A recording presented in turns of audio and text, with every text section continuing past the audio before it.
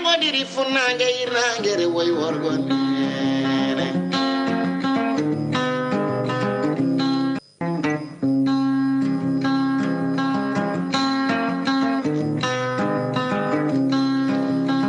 olel pindi koy loti do e Ndakaaru njeeyo nangodiri funange irangere woy worgon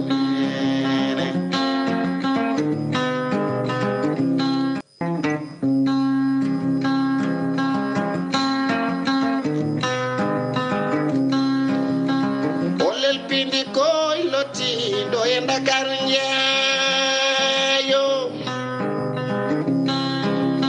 nangodiri funange irangere woy worgon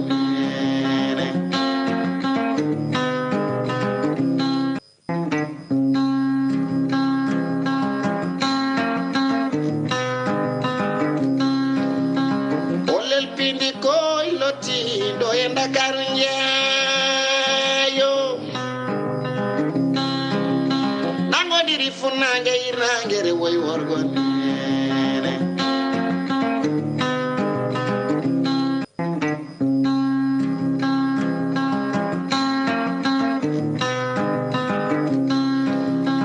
olel pindi koy loti do e Ndakaaru njeeyo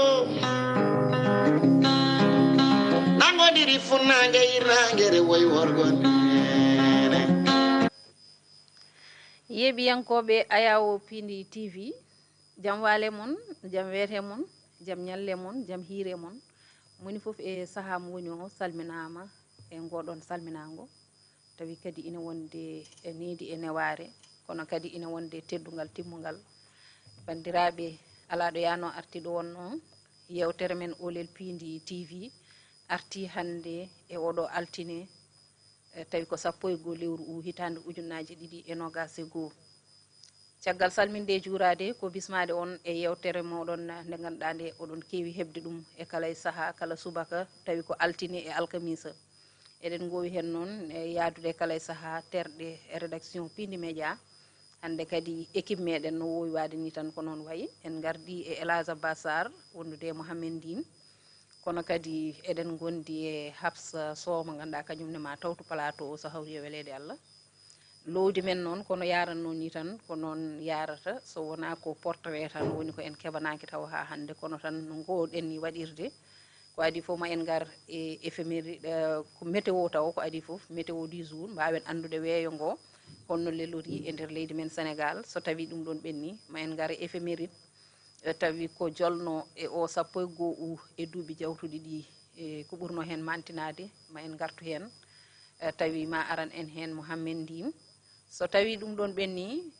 garen e actualité woni kabaruji nder e caggal leydi Sénégal sen gummima ɗon ƴeewen toɓɓere nde dippaten hen no hanniri ni caggal ɗum gadden ko ganduɗa ko kañum tigui woni revue des titres woni ko kelle e jaydeji leydi men piniri hande kelle gadane ɗe ko so tawi ɗum ɗon ɓenni kadi ƴeewen kadi hen jayde nde ganduɗa eɗen ƴeewa ko ɓuuri mantinade e ɗeɗon jayde mbawen kadi rippude hen no hanniri ni enen ɓeetato so tawi ɗum ɗon ɓenni garen e actu international sen ɓenni actu international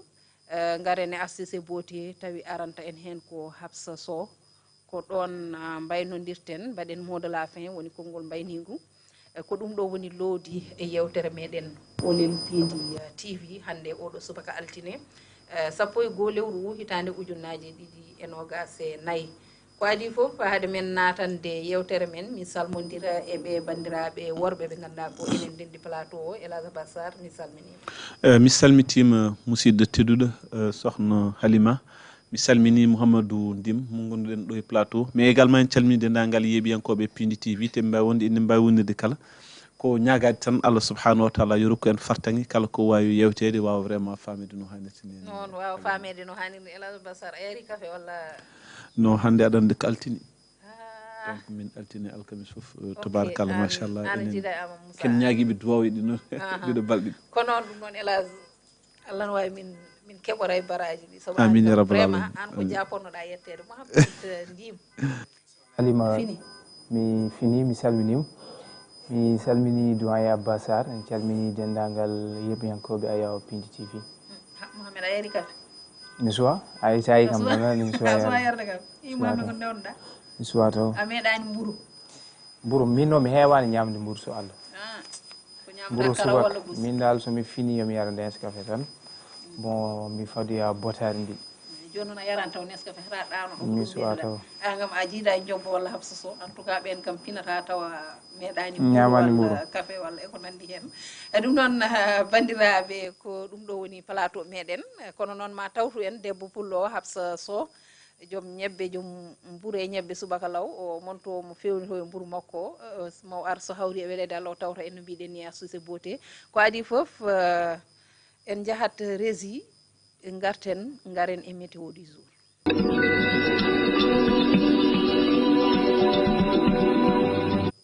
a jarama jobbo Sow ko kanko tigui heedani en toon to rési to en calminimo en juurimamo caggal ɗum koye météo paaɗen ko ɗum woni fannu mo gadortoɗen Elhadj Abba Sarr hande ko an arante en e météo holko weeyogo fi kono noon Halima Allah jarama jaten ko toon to agence nationale de l'aviation civile et de la météorologie du Sénégal mo ganduɗa hoorema woni ko toon to Bawol diwoje aéroport Léopold Sédar Senghor hande noon tongode mabɓe ko 220 ɓe gaari ke hollidde tigui rigui asman o ma won asman mo ganduɗa hoorema baɗowo duuli e wertago leydi Sénégal kono kadi ɓe kolliti wonde toɓoli noon ina tijja toon to funnague leydi ndi to Bakel ha to Matam Tambacounda wondude kadi Kédougou ɓe kolliti également aussi toɓo kadi wongo ene tijja to banggue wargo leydi ndi toon to Kolda Sédhiou Cap Skirring Ziguinchor e hakkude leydi ndi kadi to ganduɗa hoorema woni Kaffrine e Kaolack kala toɓo ne tijja toon ñagade tan yo ɗum won belɗam ko wona ko ɗum garen e ko fati alhaali nguleyki hollitama wonde nguleyki ma tolno hakkude 34 ha 36 degré ɗum woni tolno nguleyki ɗo e leydi men Sénégal no wertago leydi ndi foof ko noon fatata wawde leldade ɓe kolliti to banggue jiiki ma won jiiki lattuki wonta jiiki ko ganduɗa hoorema cattuki kono noon to banggue kadi keneli hollitama kam keneli ɓurata wawde teskende tan koto banggue wargo leydi Sénégal kono wonta keneli ɗi ganduɗa hoorema kadi jogorɗi bonnande en so gumima ɗon garten koko wiyete ko marée haute ɓe kolliti marée haute hande ko 12 lewru juuka hitande 2024 sanga waktuji walla 0 heure pawɗo hojomaji sappo ɓe kollitima maygo ƴar ha yetto 1,59 métre kono so yiya waktuji sappo e ɗiɗi pawɗo hojomaji 24 ɓe kollitima maygo kadi ɓeyda ngabbude ha yetto 1, ɓe kolliti ko wiyete ko marée basse kañum sanga waktuji jeegom pawɗo hojomaji 5 subaka hande maygo yettinnoma e 0,75 métre kono so yiya waktuji sappo e jeetati pawɗo hojomaji 37 ma maygo ɓeyda ngabbude ha yetto 0,76 métre ten ko ɗo e lamorgo leydi Sénégal hande noon ɓe piniri ko se jeegom degré mabɓe jaldu 32 degré sen gari toon to Thiès eddutoɗen ko Tivaouane ɓe piniri hande ko 25 degré mabɓe ñaldu 32 degré sen gumim ɗon garen toon to Mbour kañum finiri ko 27 degré mabɓe ñaldu 32 degré ɗo eddutoɗen ko to Bango walla nden ɗo Dagana ɓen hannde ɓe piniri ko 27 degré mabɓe ñaldo 33 degré sen gumi ɗon jaɓanin Douayra woni Podor sera ngawle Ngorali wuro Pendo Moussa Boukari ɓen piniri hannde ko 26 degré mabɓe ñaldu 36 degré Louga toon de eddutoɗen ko toon to Louga tigui rigui ɓe piniri ko 25 degré mabɓe ñaldu 34 degré kono également sen gari ha to ganduɗa hoorema woni Linguére ɓen piniri ko 27 degré mabɓe ñaldu 34 degré jawten to Diourbel ɓen piniri hande ko 26 degré mabɓe ñaldu 36 degré kono Kaffrine kañum ma toɓana tijja toon Halima ɓe piniri ko 26 degré mabɓe ñaldu 35 degré Fatick finiri ko 25 degré mabɓe ñaldu 34 degré sen gari toon to Kaolack ɓen piniri hande ko 27 degré kamɓene mabɓe ñaldu 34 degré sen gumi ɗon garten koto Tambacounda nde ɗetuɗen ko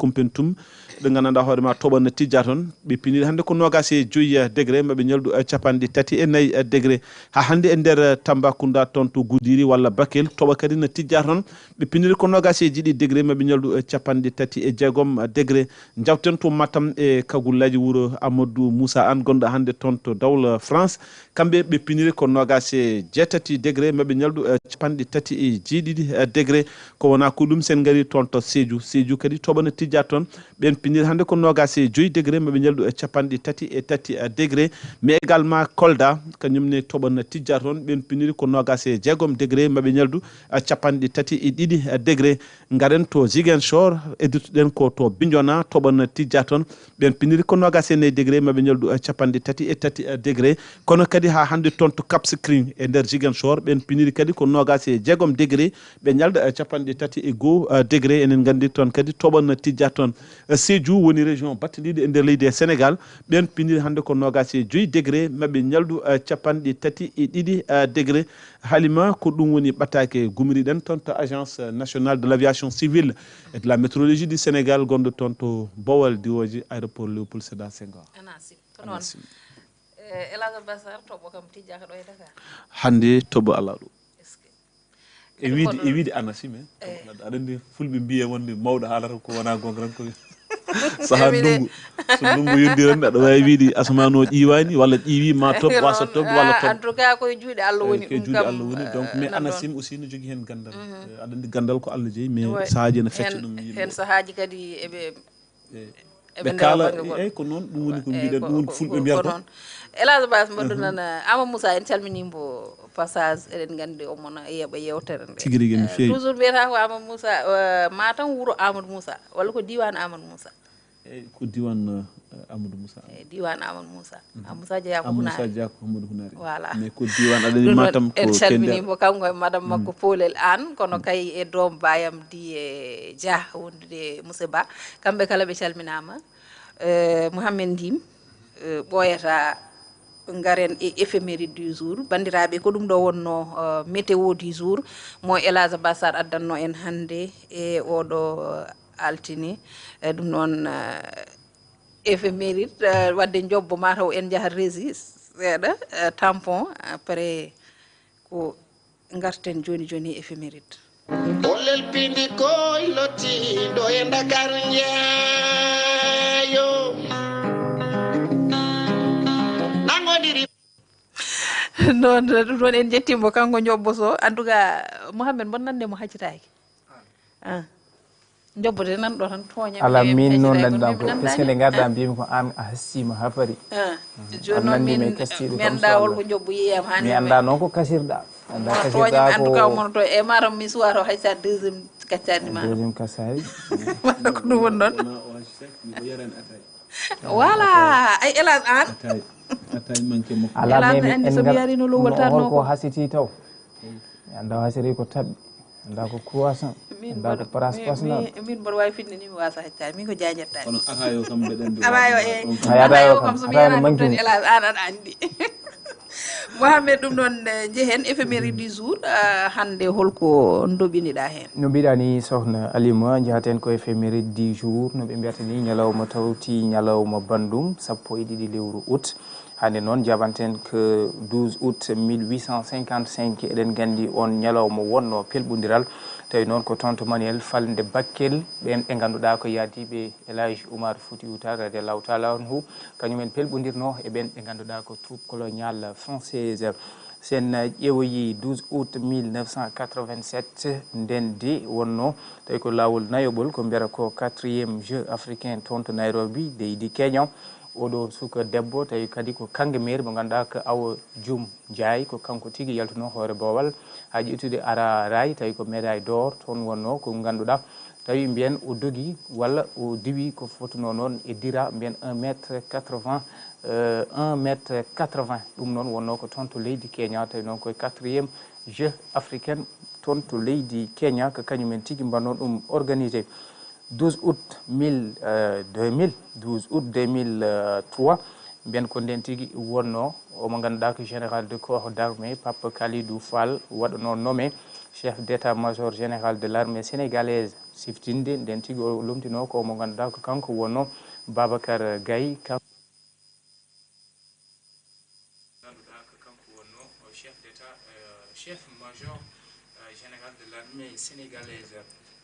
5 12 août 2022 on ñalawma noon ko nden tigi wonno ñalawma wettare wonande rewɓe ɓe omo ganduɗa ko professeur Aminata Cissé Niang tawi noon ko agrégé en droit privé ko kanko lumtino omo ganduɗa ko professeur Alassane Kanté ko yi hoore ko ko faculté des sciences juridiques et politiques ngam siftinde kadi ha joni ko kanko wonno debbo gadano mo ganduɗa ko doyen piiɗaɗo toon to faculté université Cheikh Anta Diop mo Dakar to banggue wonande faculté des sciences juridiques et politique sohna Alima Dia ndenne kadi ko araray rewɓe tigui wonno omo ganduɗa ko banggue may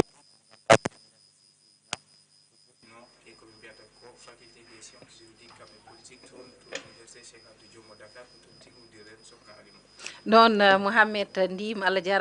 jarama ko noon kanko oɗon professeur mo battidoriɗa o ko e makko tigui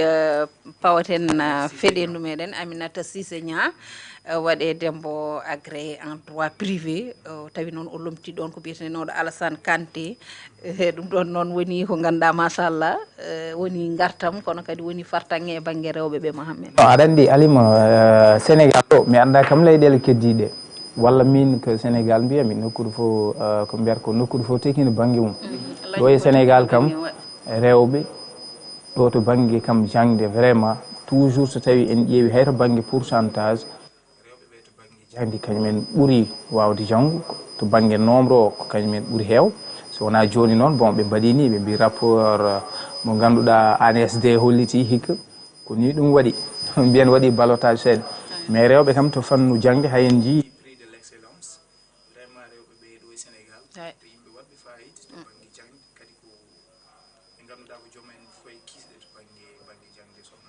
way ɗum ɗon noon wona jangde tan Mouhamed andi rewɓe kañumen machallah wona sababude komi debbo ala ko réalité o woni ɗo rewɓe hannde sa ƴeewi to banggue jangde to mbiyeteɗa ko rewɓe ɓe machallah ko rewɓe wattuɓe hakkillaji no fewi e jangde kono kadi ko joguiɓe hen kadi ko forɓe hen ene jogui hen mbawka e foof e pellital e foof kadi hayso wona ɗum hayso to banggue financement ji aɗa yiya ɓe mbima rewɓe ɓuuri wadde sérieuse kadi yahata o sommet heewani kadi yaade haɗum heewani batti jofoyde puisque ko ɓuuri ko heewde so tawi jomumen ndesama tan ko accude jangde nde bon c'est vrai que nan wusso mais quand même ko ɗum woni réalité mo ganduɗa ne woodi jomum so resama tan yeewi ko ɗum ɗon aɗa andi hay scolarité des filles aɗa andi wonino ɗo caɗele mawɗe voilà ɗum ɗon foof Allah walli wi voilà mais seulement min jinnomi artu ten ko yiɗi wiiɗi rewɓe aussi ko neɓe mbayni vraiment ɗuminde foof kamɓe kadi aussi sahaji kala jiiɗa caɗele mawɗe fof tan ko kamɓe kadi mbaɗa ɗum causé par ce que yiyama ɗo rewɓe ƴetta ndiyam gulɗam banca worɓe men yiyama ɗo rewɓe ƴetta caɗele pawe ɗum e ɗum ɗo donc nem mbayni moƴƴude e ɗuminde fof sahaji kadi aussi vraiment eɓe goño mi anda fof manda fof ko addi ɗum quoi cikkannomi koto fannu kamɓe rewɓe ɓe soɓe gardima to banggue direction uji so Allah noon liggodirde mabɓe ko hunde sattude par ce que ɓuuri eɓe kiiɗi manam surtout to banggue wonde neɗɗo strict to banggue vraiment jogade tan himmirde e golle ko way noon to banggue retard to banggue golle c'est à dire to banggue gestion kam soɓe gardima direction vraiment ɓe kewi wadde respecté gollal ngal non c'est à dire aɗa faama jinmi wiide ko rewɓe vraiment taw ko haala Allah gacce ngalama eyyi mabɓe e kono e fannumu memɗa foof en ɗumin kono sahaji kadi jikkuji quelque part ɓe goño woñande ɗe gandanɗa hoorema nde beel Allah faabo tan quoi mais noon quand même vraiment kalɗo mbaɗɗa ay sa yiiɗi jawdi ma hiisa halfin ɗum voilà sa yiiɗi société ma hiisa sembe o peut être ne famɗina no fewi kono noon to banggue mbawka ka hande o kadi woni expérience uji aɗa andi hande won rewɓe ɓe ganduɗa nan ɗo e nder leydi ndi machallah so tawi en kaali rewɓe hande o mo inni ko wayno madame maître Aissata Tall Sall en aɗa andi ko rewɓe ɓe ganduɗa ko rewɓe mantiniɓe rewɓe kadi joguiɓe gandal joguiɓe rigueur o foof nan ɗo ɗum noon ko wiide tan andi mi jafuɗa tan miɗo profite hen tan mi wiya debbo on biyetenoɗo Penda Sarr o wiyanno so debbo jibnama nafani hayso woni gorko o wawa nafata ɗum ko fitti tan debbo kam vraiment en joguino ɗum ɗo en joguino timmi mawɗo quoi eyyi no selli ɗum ɗon noon wadde yo Allah wallu rewɓe ɓe onon worɓe ɓe kadi ɓeydo ɗon wallude min saabu debbo ko ma walle nde tawno eɗen gandi ko kalfaɗo guilay fuɗɗode tan ha e wortode debbo kañum ko kalfaɗo ɗum noon worɓe ɓe yo ballu min no feewi sabu so tawi a yiɗi yaade ne so tawi joom galle ma o an ɗo gonɗa desaɗo o wallanima a yahata kono kadi so tawi kadi a woni suka debbo sa yiɗi wallede ne on kilifa ma gonɗo caggal ma so wallanima a yahata wonɗo aɗa tolno kadi ko ɓen sukaɓe ma ko kañum en tamboto gueɗe ma kadi ha no hanniri ni ɗum noon machallah yo Allah hokku rewɓe ɓe mbawka kono kadi ɗiɗo fannuji kadi yo ɓoyanen inchallah ɗum noon ko ɗum ɗo wonno éphéméride du jour jobbo so to rési to paɗen joni joni garten payen e actualité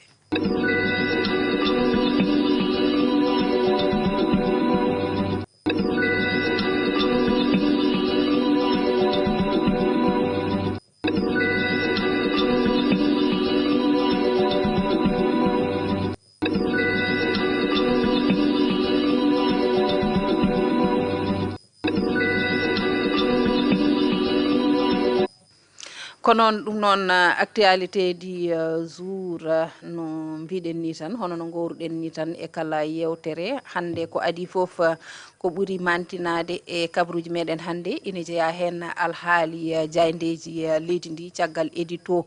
commun mboɓe mbaɗi hande janggo e talata o ɓen jayndiyankoɓe leydi Sénégal anniya mabɓe foof ko wasde janggo gollude wona micro wona ko ganduɗa kañum tigui woni kuɗol wona kadi caméra foof ɓe jiiɗi ko janggo e talata o lelnude ɗum e leydi ɗum ɗon noon jeeyi sababu o ko ɗe caɗele ɗe ganduɗa ine teska ɗo e nder leydi men Sénégal hakkude ɓen ɓe ganduɗa kamen goni jayndiyankoɓe ɓe walla galleji jayɗe ɗe e ɓen ɓe ganduɗa kamen goni laamu leydi Sénégal en jii hay won e compte banque uji ɗi ganduɗa koko mbaɗa bloqué e ɗiɗo jayndeji jeeyi sababu ni won hen jayndeji ɗi ganduɗa dartini golle ha laaɓi ceer sababu nde kay wasde ɗumen wawde hankandi hattande wawde kay yobde ɓen golloɓe ɓe jeeyini sababu ɓe goppiti won e golloɓe beele kay ina mbawa yaade ƴeewoya goɗɗum ɗum noon jeeyi sababu kamɓe jayandeji leydi Sénégal ɓe mbaɗi junggo e fandu gam kay ɓe wallodirde no hanniri ni janggo ɓe mbasa haalde hay e haalirde wotere kona ɗum kalenne alhaali ko ganduɗa ko kañum tigui woni hakkude gardiɗo jagorɗe hono Ousmane Sonko e on mo ganduɗa kañum tigui woni Madiambal Diagne ɓen ɓe ganduɗa kamen goni hujjikintoɓe Ousmane Sonko noon ɓe kolliti wonde kamɓe kay koɓe waɗoɓe plainte faade on mo ganduɗa kañum tigui woni Madiambal Diagne kono noon Madiambal Diagne kañumne ɓe tawrani ɗum ñawñije saabu noon wi ko so tawi ɓe mbaɗi ɗum porté plainte kañumne ko nawo plainte mum e nder ɗum noon on mo ganduɗa ko kañum tigui woni Alioune Tine kanko kay o haali hen kanko on gardiɗo Africa Jam Center o holliti wonde oɗon plainte kay wona feere nde ganduɗa ko feere moƴƴere ɗum ɗon Ousmane Sonko yimɓe mum potano wadde ɗum saabu noon soɓe mbaɗi ɗum yoɓe gandu kam o mo ganduɗa kañum woni Madiambal Diagne ko neɗɗo mawɗo so tawi ɓe mbaɗi ɗum e dumbirdu ndu ne yoɓe gandu ɓe ɓeydata tigui ko hokkude ɗum sembe mawɗo kalene alhaali IMS woni goomu ɓe ganduɗa kamen goni magistrat ji leydi Sénégal caggal noon ko ganduɗa kañum tigui woni conseil supérieur de la magistrature juɓɓinanoɗo ñande aset nde ina wayno kay pellital ƴettama toon walla ni e tumnade on mo ganduɗa ko kañum tigui woni gardiɗo mabɓe hollidde wonde kañum kay oɗo saaha ina yaadi tigui e kala ko ɓen ɓe ganduɗa kamen tigui goni ardinoɓe ɓe magistrat ji gardinoɗi ɗi ina jaadi hen to banggue on mo ganduɗa kañum tigui woni hoorejo leydi ndi jonde mum toon e wasde kay ɗum joɗade toon ɗum ɗon ina yaadi hen kañum kay kala koɓe pelliti hen ina yaadi ɗum ɗon noon jeeyi sababu on mo ganduɗa kañum woni Birahima Seck mo ganduɗa kañumne ko forum civil o holliti wonde ɗum ɗon yoɓe gandu kay ko yowiti e oɗon justice hani kadi e ɓen ɓe ganduɗa kamɓe tigui goni laamiɓe woni kay exécutif o e judiciaire o so tawi wawi jooɗoyade toon so tawi kam neɗɗo nani ina wiye wonde ɓen ɓe ganduɗa kamen goni garde des sceaux ha e hoorejo leydi ndi ko kamen tigui goni tamɓe ɓen ɓe ganduɗa kamen goni ñawoɓe ɓe ɗum ɗon hoto neɗɗo mettini hen kala noon ko wawi hen wonde o holliti kanko Birahima Seck ko adi foof yoɓe kaldu hen e ɓiɓɓe leydi ndi mbawa andude hol hen ko faamodira jehen to caggal leydi ɗo woɗɗani en leydi Gambi ko toon gaddortoɗen Gambi noon eɗen gandi ɗe ɗo balɗe fof haala nanggal goto e wonnoɓe général e terɗe ɓen ɓe ganduɗa kamen tigui goni escadron mo Yaya Jammeh mayde wannode toon tawi noon koye laamu Yaya Jammeh wonno on kay heeɓi fawede junggo hollitama noon wonde kanko on ex général kanko kay o yaa tigui toon to police to ganduɗa ko ɗum tigui wonno ñande aljuma nde ko nden tigui o yeehi toon caggal ɗum noon o fawama junggo ɗum ɗon noon ina wayno ko jeeyi sababu o woni tan ko jeeyanoyde mbo e goomu ganduɗa Yaya Jammeh eɓɓino ɗum walla ni darnino ɗum tawi ɓeɗon ɓe ganduɗa kamen tigui goni gollotoɓe walla ni tawi ko koninkoɓe mbiyen kañumen kala ina wayno mbaddi tamande wotere tawi noon ɗum ɗon koye wadde gueɗe kantoridde e yoɓade pittali ko nandi hen on Bora Kole noon ina wayno kanko de oɗo saaha o mona e juuɗe lawol tawi ni o fuɗɗama loskede e oɗon fannu kona ɗum jahaten ko to Niger toon ko toɓoli kewɗi teska toon e ɗiɗo dumunnaji ha jeeyi sababu fodde capanɗe jeenayo e nayo ko kamen keeɓi hen hawrude e ladial ɗum ɗo noon woni tigui ko addaniɓe caɗele mawɗe tawi ni kadi heewi ɓe ganduɗa keeɓi hen gañande kono kadi won hewɓe mbasi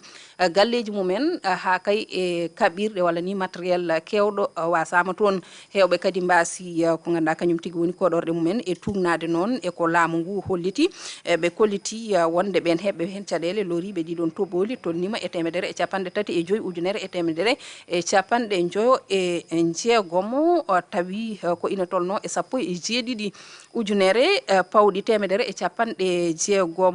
e ɗiɗi ménage kañumen kala kay keeɓi e ɗeɗo caɗele ɓe kolliti noon ina jeeya e nokkuji ɓurɗi ɗi heɓde caɗele e ɗiɗo toɓoli toon to wiyete Maradi Zende kono kadi e to wiyete Difa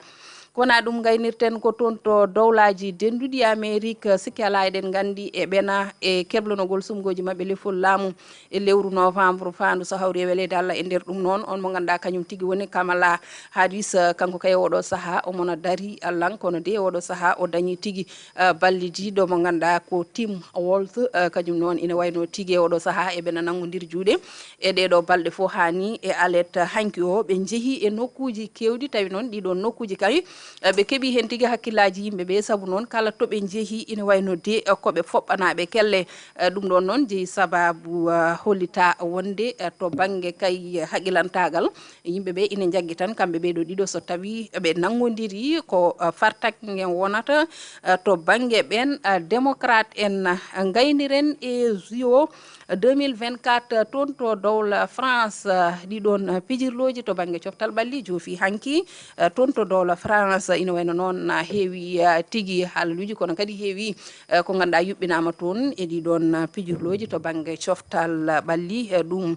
kadi jeeyi sababu dowla France ina wayno de kamɓe kay ɓe keeɓi hen fartaŋe mawɗo ina wayno noon e ndeɓe mbaynodiri woodi heɓɓe hen ko ganduɗa kañum tigui woni médaille uji e ko nandi hen ɗiɗon jiwoji noon ina wayno jogori wattoyde tan ko e 2028 tawi ɗum ɗon wonata ko Los Angeles ko toon tigui jogori jaɓɓade ɗum e siftinde noon hade nden ɗo e 2026 leydi men Sénégal ko kañum tigui jogori yuɓɓinde JO de la jeunesse ɗum ɗon noon ma yuɓɓine ɗo e nder leydi men Sénégal tawi ko ɗo e Dakar bandiraɓe gasi ko ɗum ɗo wonno ko gaddunoɗen e kabaruji hande e oɗo altine 1 lewru hitande 2024 Mohamed ndi wondude Elhaj Basar ko ɗum ɗo woni kabaruji meɗen kono tan won toɓɓere nde poɗɗen hen suɓade tawi eɗen poti hen wawde yewtude Mohamed ko alhaali ɗiɗo jaydeji eɗen gandi jaydeji leydi Sénégal e oɗo saaha kay ine gondi e caɗele mawɗe haaji sababu janggo o ɓe mbi ko koɓe lelnoɓe kala ko yowiti e golle mabɓe kuɗol windata caméra ƴettata kono kadi ha hande machine aji ko nandi hen golle golletake janggo micro ala janggo holno jiiruɗa ɗum bon c'est très normal andi pular wiya kala ɗo wonno pular mi hijiri pular yani mi andago ɗo c'est-à-dire ko wadde respecté kamɓe wadde solidarité entre hakkunde corporation e corporation hannde yimɓe fof eɗen nganndi koye crise mawɗo presse woni guilay noon gargol ɓe ngannda que gouvernement Bassirou Diomaye Faye kañum e le premier ministre Ousmane Sonko e wasdeɓe famodirde kam e presse o e min ko bettimi hen tan ko hannde so tawi kamɓe ɓe keeɓi laamu ngu kamɓe presse ana joué hen rôle baɗɗo fayida puisque eɗen nganndi Ousmane Sonko kala probléme o dañno somo waɗa victimisé o yahanno koye presse donc ha yiyani woodi ɓe ngannduɗa hannde ko des journalistes Pastef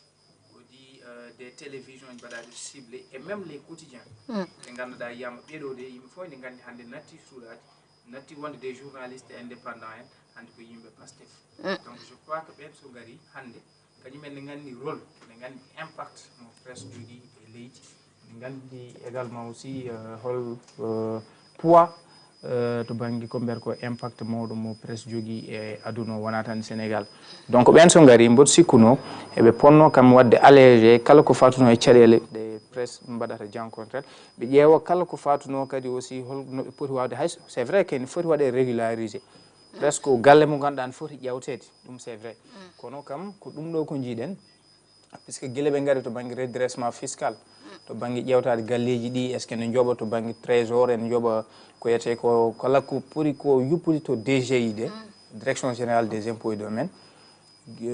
Macky Sall waɗino hen taɓal bangal fayida en jiino ko des milliards je crois que waɗino supprimé ko ɓuuri 6 milliards waɗa ɗum épongé wallude ɗum pression nden nde waɗi invité les Maïmouna Ndour Faye Mamoudou Ibra Kane en e ɓen ɓe ngannduɗa ko joguiɓe presse en ligne mo ganduɗa ardi ɗum ko Ibrahima Lissa Faye kamɓe fof waɗi réunir o woodi hen ko yaafiɓe ko ganduɗa ko wasde ko famde aussi presse ko pouvoir baɗɗo important e leydi mais aussi ko pouvoir mo ganduɗa laamu wawa yaade gaga presse mais en jii ɓeɗo guila ɓe gaari quand même presse o hannde en jii sunu lambo uddi stade uddi en jii hannde won site uji ne jogui probléme won hen uddi won hen kadi en jogoto uddude et même les quotidiens ɗiɗo papier ji hannde eɗen nganndi gonɗen koye guerre russe o Ukraine ɗiɗo quotidien ji ummoto ko russe kañumen mbaɗata fournir papier ji ɗi eɓe jogui probléme même no ardi ɗo e leydi Sénégal donc ɗum fof ko gueɗe ngannduɗa laamu ngu ana foti hen darade e en jii aussi hannde guila ɓe gaari woodi des journalistes uji puɗɗima hannde sohede en jiino koɓe mbenno ko to banggue ko wiyete ko lanceur d' alerte je crois que nde ɓe gaari ko ɗum ɓe puɗɗi wadde ciblé les lanceurs d' alerte e ɓooyani mbaɗuno Bah Diakhaté kañum udda e en jii hannde ko probléme entre Ousmane Sonko e Madiambal Diagne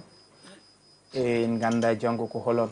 onon ɗum ɗon wadde hannde kala journaliste kam so lelima yo ɗanor yitere wotere e en jii hay to banggue publicité ji ɗiɓe dañatno beele galleji ɗi mbawa wuurde donc ɗum ɗo fof laamu ngu actuellement haadiɓe ɗum woodi hen ɓe ganduɗa compte uji mumen bancaire uddama donc ɗum fof ko des problémes mo ganduɗa je crois ana moƴƴi ɓe mbaɗa dialogue national mo ganduɗa taw ɓe mbaɗata ɗum consacré uniquement koye presse o hol rôle kamɓe laamu ngu ɓe gaari kamɓe wallodirde e laamu ngu beele presse o wawa wurde e te noon ɓe mbawa famde aussi laamu wawa yaade gaga presse sohna Alima ko noon laamu wawa yaade sans presse Mouhamed Ndim Elhadji Bassar an hol yiyande ma e oɗo fannu hannde o ɗiɗo jayni te en jini won e mabɓe ɓe ganduɗa ko ardiɓe jayɗi ɗini hollitɓe wonde ko guilay covid 19 ha hannde ko ronkuɓe dartade ɗum ɗon noon so tawi ɗeɗo caɗele ɓeydi ɗum ɗon Mouhamed wirini joni wonko président Macky Sall fodannoɓe ɗo ɓe jeeyi toon ɓe jooɗodima kono tan nde ɓeɗo gari nde ɗum ɗon foof ɓaati kono reedu lelindu ni saabima ɗeɗo caɗele foof nani jokki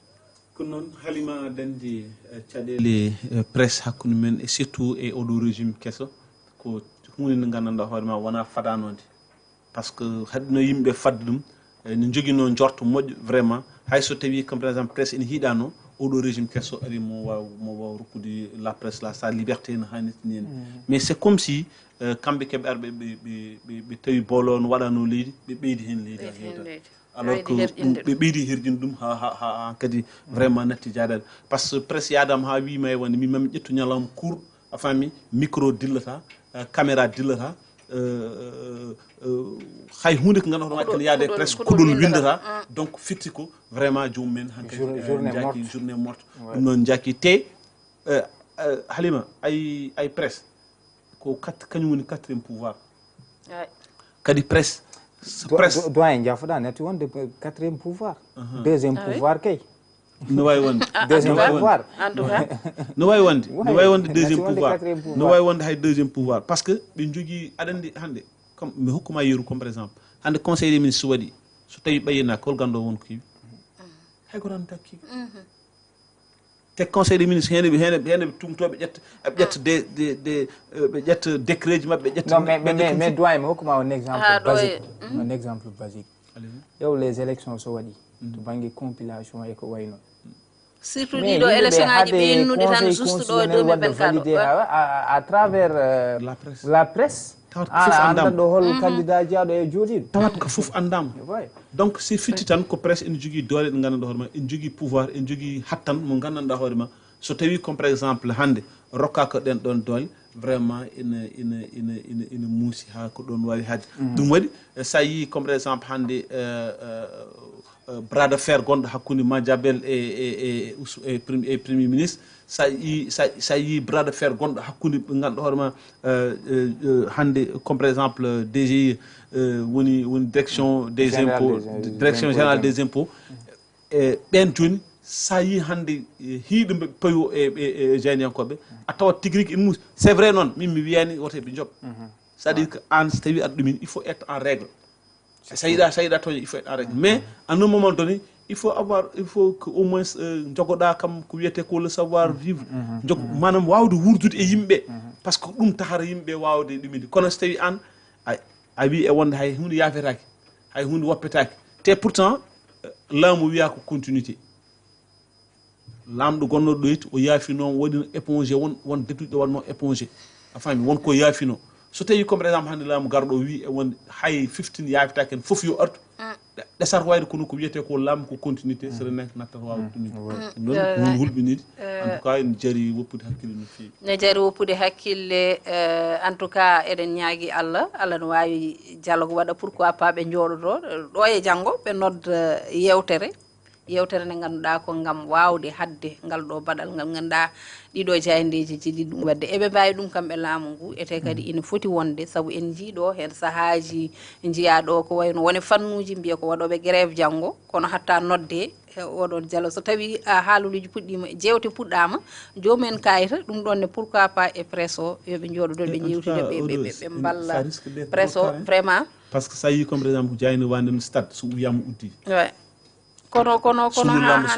ha hande élage jewte ɗe so tawi mbaɗama tan saabu so tawi a yi luural tan ko yimɓe wasde haaldude so tawi yimɓe kaldi tan pamodirtu Halima jayndeji joni kalen udduɗu ko wona tan jayndiyankoɓe tan de mbasi employé mais hay woɓɓe won fittannoɓe wonnoɓe toon ɓe mbasi employé no wodi élage ɗum ɗon mais yeyoɓe les journaux là yeyoɓe les journaux aɗa andi koɓe mbiyatma ko emploi direct et indirect ɓe joni yeyoɓe les journaux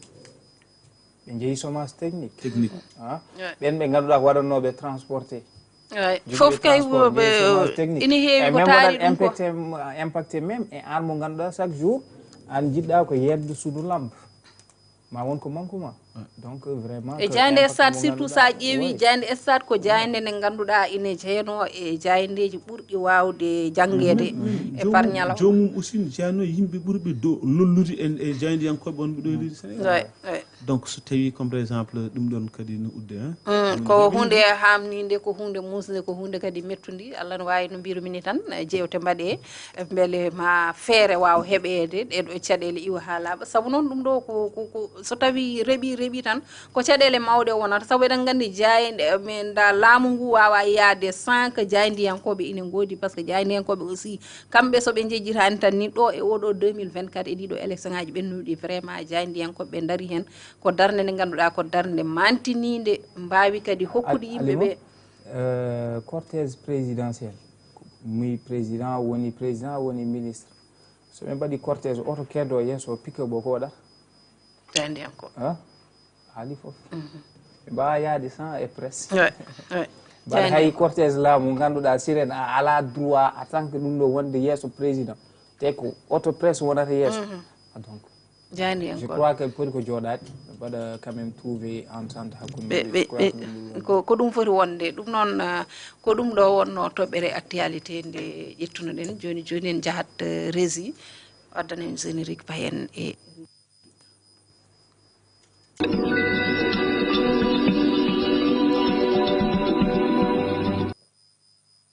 revue des titres ko ɓuri mantinade e kelle gadane jandeji leydi men Sénégal jadaten hen koye Mohamed Ndim Mohamed a heeɓima mi heeɓima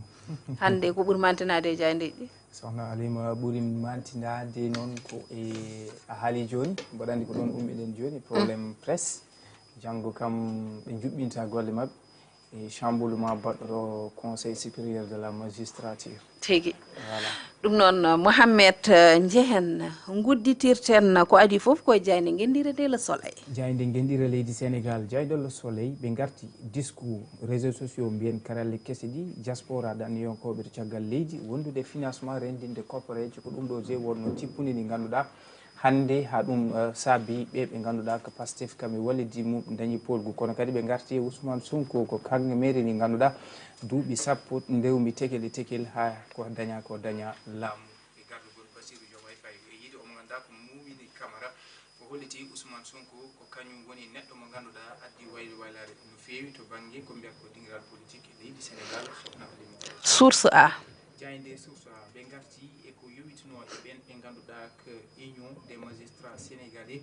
ɓe garti noon e yiide eɓe bisimilla on ɓe ganduɗa ko président de la république kam e on ganduɗa ko jagorɗo kalfinaɗo ko mbiyata ko ñawoje kono noon ɓen ɓe ganduɗa ko universitaire en taw ko ɓattiɓe oɗo gouvernement Bassirou Diomaye Faye kamɓe Ousmane Sonko ɓe jaɓata hay lawol gotol jeeyede ngal ɗo dental ngal ganduɗa ko union des magistrats sénégalais kono kadi ɓe garti ha joni e jaytilgol omo ganduɗa ko Maham Diallo Mamadou Seck kam e Abdou Karim Diop ɓe ganduɗa nawama toon to tribunal mo grande instance mo Tambacounda noon jayde Vox Populi jayde Vox Populi Ousmane Sonko attaque par une plainte Madiambal Diagne réplique plainte hakkude hujjikinantoɓe kanko Ousmane Sonko mawɗo jagorde e on mo ganduɗa kañumne windi plainte kanko Madiambal Diagne kono kadi ɓe garti e union des magistrats sénégalais hollitɓe kay ha joni jaɓata e lawol gotol ɓen ɓe ganduɗa ko ɓattiɓe oɗo gouvernement mo Bassirou Diomaye Faye taw ko universitaire en yiɗɓe jeytede e ngal ɗo dental union des magistrats sénégalais e yiide Vox Populi jayde observateur justice la gêne magistrale ɗum noon koto banggue conseil supérieur de la magistrature ɓe kolliti koyi fatuno e indépendance de la justice ɗum ɗo de yardanoma ataye e tumo tigui ndeɓe ƴamanno lefol laamu leydi Sénégal Bassirou Diomaye Faye e mawɗo jagorɗo Ousmane Sonko ɓe kollitino ndeɓe gaara e laamu kala maɓe mbawa tottude ɗum gueɗal mum ñawoje walla ɓen joguiɓe ñawoje kadi mbawa fondede kono kadi goto foof wawa hebde gueɗal mum ha timma kono noon ɓe kollitide kamɓe ɓe ganduɗa ko l'observateur ɓe kolli o saaha la rupture est piégée ɗum noon koto banggue ñawoje ɗe jayde l'observateur arti ha joni koytino Air Sénégal caggal leeɗa diwoje nayyi pande omo ganduɗa ko directeur général o holliti nayyi ma puɗɗo golle mumen ñande alkamis o sohna Alima jayde Sud Quotidien arti koye CEDEAO communauté des états de l'Afrique communauté économique des états de l'Afrique de l'Ouest duuɓi capanɗe 5 ko heeɓi manditari mum Sud Quotidien waɗi namdal janggo CEDEAO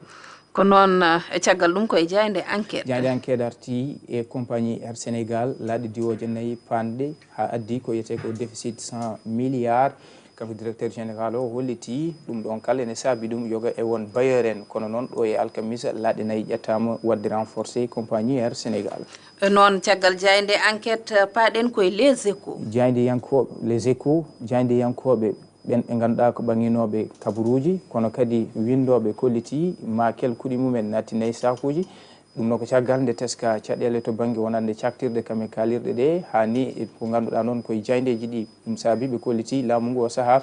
ana jogii ko fatuno noon e ko ɓe mbiyata ko ha joni fitinde fewde yogay won jandiyankoɓe galleji jandiyankoɓe caggal nde teska yogay compte bancaire aji uddaɗi kono kadi to banggue publicité laamu ngu haaɗiɓe ɗum ha ni e fawde fitinaji e yogay jandiyankoɓe ɗum saabi ɓe mbi janggo maɓe mbad ñalawma mo ganduɗa ɓe juɓɓinta kabaruji e ñalawma talata janggo sohna alima jayde li quotidien Mamadou Diagne Ndiaye ko kay teddina toon to Paris Jeux Paris 2024 ɓe garti e juɓɓude Jeux Paris 2024 ko abbi temedde jeetati capanɗe joyyi araray médaille ko ɗum woni ko daña dunde Afrique heeɓi capantati e jeenayyi kono ɓe garti kamɓe li quotidien ha joni temedde ɗiɗi e capanɗe joyo ɓesgu leydi Sénégal naajo yinnoɓe yaade toon to Europe ɓe nanggama e maaje kaɗe ɗe koye toon to Fatick nokku mo ɓe mbiyata Bambougar ko ɗon woni ɗo ɓe nangga jurnoyɗen jayde direct news arti koye ɓeeɗo jandiyankoɓe jeegomo ɓe ganduɗa kañumen e kala saaha ene kaala ko wonande jo janɗe ɓesguji leydi ndi kulani hay lawol gotol so laamu haali kaala Adama Gaye Madiabal Diagne Mamadou Ibra Kane wondude Ceerno Diop Rama Seck kam e Yoro Dia kono kadi ɓe garti e caɗele hakkude Ousmane Sonko kam e Madiabal Diagne Rewmi quotidien Rewmi quotidien article le Premier ministre annonce une plainte aujourd'hui. Madiabal Diagne holliti wonata ko plainte contre plainte kañum ma wat plainte fewde Ousmane Sonko. Jayde tribune. Kan haala arti ha joni ça sera plainte contre plainte ma won plainte e plainte e yide Madiabal Diagne kankone kay mo windu plainte fewde Ousmane Sonko. Ɗum noko caggal nde ɓen ɓe ganda ko hujjukkinantoɓe Ousmane Sonko tumi Madiabal Diagne windude ko yete ko deftere o yetno noon e suite beauté hakkunde haala Ousmane Sonko kam e Adji Sarr sohna Alima. Le quotidien. Jayde quotidien arti koye jinnaɗo debbo Mariam Faye Sall mennoɗo wonde première dame mo leydi Sénégal cuddiɗo e Macky Sall ko jinnaɗo mum debbo waɗa convoqué toon to gendarmerie ɗum noon ko ɓe mbiyata ko spéculation fonciére to caɗele to banggue leydi o wona goto o noddoto koye ɓiyi ko tumaɗo hono kan haala Adama Faye ɓe noto e gendarmerie sohna Alima. Besbi le jour. Besbi le jour arti koye caɗele on mo ganduɗa ko kanko tigui woni Ousmane Sonko e on mo ganduɗa ko kanko woni Madiabal Diagne kanko Ousmane Sonko hujjukinantomaɓe kolliti ma hande o nawan kanko Madiabal Diagne plainte kanko no holliti mo watta Ousmane Sonko plainte ɗum saabi Besbi le jour holliti oɗo dossier de ko dossier Gulɗo Diaw walla mbiyen ko patas Gulɗo Diaw e juuɗe omo ganduɗa ko kesso magistrat du tribunal grande instance mo Dakar. Gayniren e tribune sport. Jayde tribune sport jafoɗon omo ganduɗa ko Mamadou Diagne kañumne teddinama e Jeux Paris 2024 tawi noon o waɗama teddungal araray mo o tota e Jeux Paris 2024 ɓe kolliti temedde jeetati capanɗe joyyi médaille d'or walla mbiyen araray ko ɗum woni ko daña hono dunde Afrique kañumne feccima ko ɓuuri e capantati e jeenayyi sohna Alima ko ɗum udditigi roɓindo men jaydeji. Sénégal noon Sénégal wonko daña ko yettere Allah mais je crois que ɓuuri ko wadde important en jii woodi performance baɗaɗo mboɗo sigi doyen Abbas kañum kanko ɓuuri andude le jargon kanko ko kanko en mbayi ko coach to banggue sport c'est vrai que Sénégal eɗen jogui ko poɗɗen ɓeydu surtout heɓanade haalinani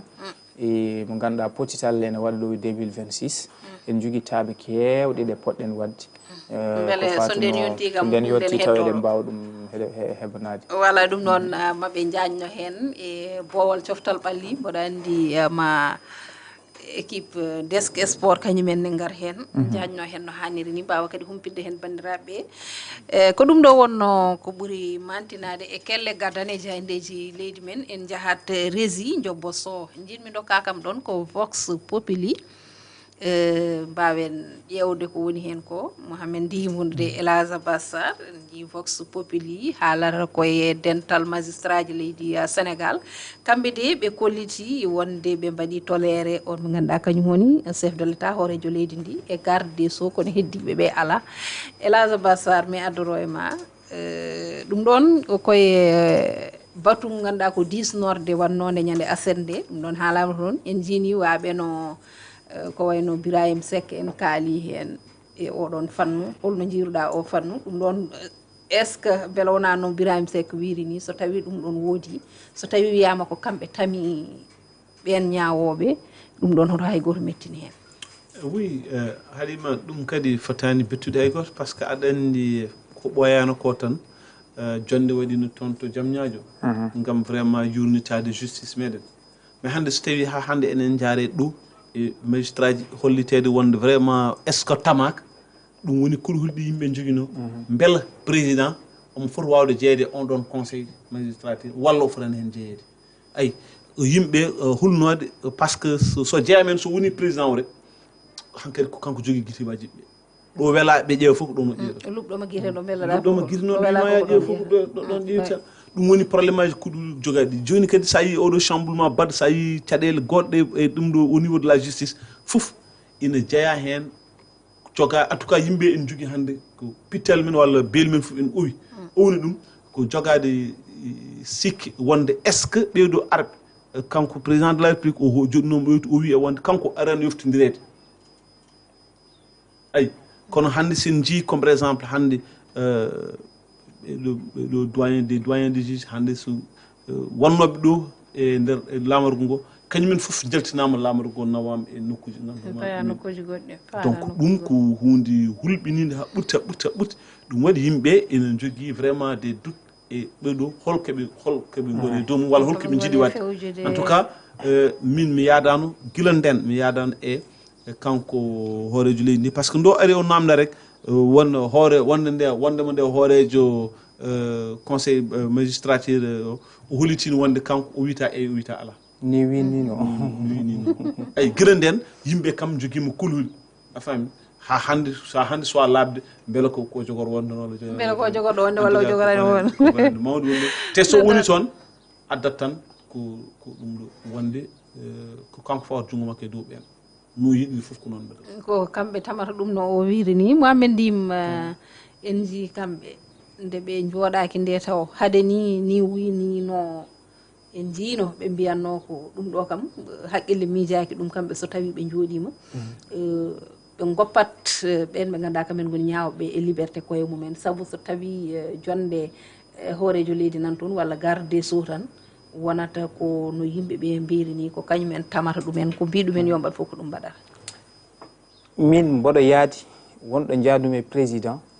jeeye e conseil supérieur de la magistrature heddi noon woni holɗon ko holɗo président foti hadde en gandi 31 décembre ɓennunoɗo oya président nde o waɗa posé question oɗon o haalino to banggue wonande kanko présence makko hen to banggue conseil supérieur de la magistrature o wiya so tawi hande a ƴeewi sohlo ko kanko mi hokkuma yeru tan so conseil supérieur de la magistrature woni tiba mbiyen jubudu ndu woni président de la république min mbimi ko président wawa wasde jeeyede hen min e yiyandam noon kalde par ce que il faut kadi ko yimɓe dutto histoire ƴeewen leydi men enen Sénégal je crois que leydi men ko leydi dialogue ko leydi ndi ganduɗa e kala e saaha kadi kala ko jiiɗa e ɗum hayso ko guerre ñifata ɗum tan ko yewtere par ce que eɗen gandi Sénégal on ko ganduɗa ko enen tan kattaten ɗum wadde waɗi ɗum kono tawruɗen Sénégal ni mi arta tan seeɗa ko wayno dossier Cheikh Béthio rewino ɗo ko ɓooyani ko dossier seigne Modou Kara to banggue almuɓe ɓe rewin ɗo e dossier ji woɗɓe hande en jii probléme hakkude cultivateur aynaɓe e remoɓe wonɗo Macky Sall haalno mi won dossier ji ganduɗa ko min waɗi hen junggam woodi peut être yimɓeɓe woodi no mbaɗir ɗum déformé ha goto foof kono wela haaldita ɗum kono so tawi a woni joom hakkille miijotoɗo aɗa andi leydi Sénégal no jiidori ni won dossier ji min mboɗo nanggui ko gonga président ne foti yaɓɓude hen koyngal mum sipo so ɗum ala tan ne wawi addude pusgu leydi ndi par ce que enen wonno tawruɗen guila e jikkuji ɗi to banggue kaccuji ɗi to banggue o mbiyata hakkude leƴƴi ɗi e ko way noon so tawi tan woppide won certaine décision ji so woppidama tan e juge uji ɗi a probléme ne wawi adde heddi noon ko tolérance kam mi anda so maya tolérance wat kono ma waɗoy probléme ɗum waɗi min mboɗo yaadi quand même président jeeye e conseil supérieur de la magistrature kono noon o taƴine holɗo foti haadde holɗo foti haadde mboɗo yaadi quand même waɗane keerol o wiya wonde ko ɗo kaɗata e ko nandi hen en tout cas ɗum ɗo woni haala ka ganduɗa vraiment rippama e leydi ndi ɓe hen ne jaadi hen ɓe hen jaadani hen ɓe hen mbi ko yo won toon ko ɗum foti wonde ɓe hen mbi wonani ɓe hen mbi fotani wonde kono kanko e hoore makko kam no wiiri ni wonno wiruno adan peut être yimɓe ɓe kadi ko ɗon non kanko kam kono doyen yini kamɓe ɓe mbino ko soɓe ngari to banggue conseil supérieur de la magistrature président foti ko ummade hen ha laaɓa ceerno donc eɗen mbaɗi dialogue ko fatuno e justice to banggue ñawoje leydi sénégal ha jaam ñaajo nde o arde keno aɗa andi ay sohna Alima ay politique sa woni e beddo aɗa ka opposant sa ari e pouvoir o généraux ji ɗi ngari a faami wajiɓe ngari mbaɗima koɓe mbiyata ko ɓe ngari tottuma dossier ji ɗi donc a andat cahan joga e leydi par ce que ay neɗɗo wonko haalata bo so naati tan o change at donc omo andi wonko woni nder ko ganduɗa alay saago ɗum tagui o wi ni winino mais noon ko mbiyaten ko neɗɗo kala ko kalɗa yo dimo konngol mum e di noon bon ɗon kadi ko sénégal naaɓe jugeat e haala mabɓe kamɓe mbino to banggue conseil supérieur de la magistrature kamɓe mbiyatani président ha laaɓa e ɗum noon ƴeewen en tout cas ine yaadano waaji o wiiri ni ko wawi hen wonde foof yo ɓiɓɓe leydi ndi mbaɗe informé ganda holto ɓe keediri walla holno gueɗe ɗe jaari humpito ngo ko yo waɗ yo yaajan yimɓe ɓe ko wawi hen wonde foof kadi ko mbiyaten tan ko kala ko ina wona enen yo won tan ko ɓuuri e leydi sénégal hoto won intérêt personnel yo won intérêt mo ganduɗa ko intérêt général tawa goto e meɗen foof ina wawa hen yiitade hoore muɗum goto hen foof kadi tawa janggo e jaam ko gartam wonanta ɗum wonata caɗele ɓe keeɓa hen caɗele ɓe mbasa hen hebde caɗele to banggue walla kadi wadde hen kadi wonira hen to banggue joftigu kadi ɗum ɗon kadi il faut rente saabu ɗum ɗon hande wona ɗum woni ko katojinɗen e leydi ndi so tawi ko gonga won ko ganduɗa wonno wayat tan so renaki so reeɓi tan ko caɗele goɗɗe addanta en caɗele noon ɗe en ganda en mbawana en ganda ɗum hande en ganda ɗum janggo en mbawana ɗum ɗum noon ko ɗum ɗo wonno en tout cas eɓen jogori rokkude gonga ɓen mawɓe wiyannoɓe laamu suku no hulɓini laamu debbo no hulɓini ah bon ɓe kolli won mawɓe hollirɓe ɗum ɓe kolliti galle so debbo ardima ɗum ene muusi ne wawi jibinde goɗɗum par ce que à tout moment ne wawi addude hen ko ala hen suku so laamima a faami par ce que ko yadata ke fougue de la jeunesse ko kañum ko no ardi foof ko noon alors que haqqille alors que haqqille wonko foti wonko waɗira haqqille waɗiraka ene yarda gusi e pour ene yara gusi kono wona kay ko haqqille yarata gusi ɓeeɗa ko haqqille yarata gusi eyyi so wonani ɗum kay bane mbaɗat ko noon Elhadji Ba Sarr ɗum ɗon ko ɗum ɗo wonno ko jubbunoɗen e actualité to banggue jayenteji leydi men sénégal kono tan ha hande en jokkat ko woni lowdi yewtere men nde Elhadji haade men jokkude tan plateforme o beele won arɓe hen tigi won arɓe hen no fewi tabarakallah machallah kadi enen calminaɓe kamɓe kala ko wayno Aliou Wane toon to Mauritanie kanko de o holliti yo jaam Allah waale meɗen en mbimo kanko ne yo jaam Allah waale makko Habsa Sow mo ganduɗa hoorema kañum tigui gonɗen ɗo kañumni en jiiɗo bindol mum mbargol fayida hollidde wonde beele en pini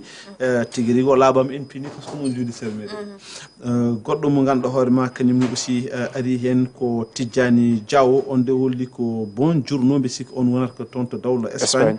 wondude e Ba Sadio Sénégal kañumni holliti kadi ene salmini bonjour Ba Sadio min calminima a jarama walla a jarama Bocar Balde Koli kañumni wi jaam Allah waale meɗen Mamadou Tall holliti ko vraiment merci enen mbiyamo merci Malick Dia wi ko machallah ndeke machallah nden ka rek non o wi ndam rek inchallah ci kaw ci kanam donc enen beltonomo e on ɗon fannu rewti hen ko musidɗo men tedduɗo mo ganduɗa ma wiyete ko Sar Ibrahima Sarr gonɗo toon to dawlo France o holliti équipe Olel Pindi TV on vous suit avec intérêt et attention paix et protection de Dieu avec vous donc kankone enen mbiyamo kankone yo Allah waɗanmo ko wayno net Bachir aussi holliti savoir toi bon on mbi sikki maro ko ɗum ɗo goɗɗo o mbi sikki ko goto e sukaɓe men foti wawde wonde par ce que kanko de o holliti ko love you mama donc ko mbi sikki ko goto e sukaɓe men foti wawde wonde goɗɗo kadi o arti hollidde wonde e konngol anglais o haali ɗum I'm so proud of you my darling ko so tawi kay mi juumani e konngol ko noon tigi o haalir ɗum wadde noon kanko kadi o atta hannde mama